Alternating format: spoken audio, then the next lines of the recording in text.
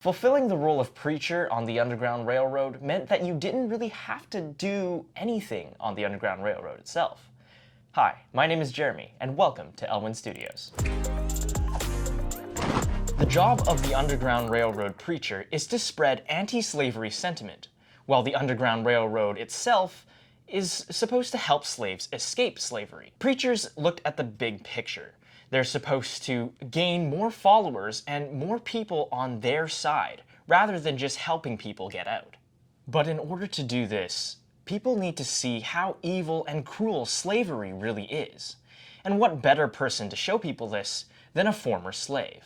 Frederick Douglass was a slave in Maryland, and he came from the worst of circumstances. He didn't know who his father was, and he barely remembered his mother. And when he was a young boy, she disappeared out of nowhere. It was only years later that he found out that she had died, some say of heartbreak.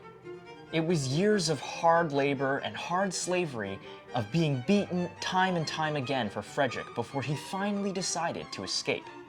He was picked out by the Anti-Slavery Society as a man with a great story to tell. It then became Frederick's life's work to tell people of the horrors of slavery and how it must end. But Frederick was a lot more than just a speaker. He was known as one of the great thinkers of his time. When others, like William Garrison and John Brown, thought the Union was a lost cause, Frederick would continue to fight for it.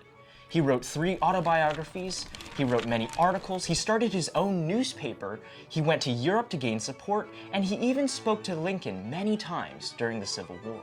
What's beautiful about Frederick Douglass's story is that while his words spoke of the evils of slavery, his life showed that the American dream was still alive.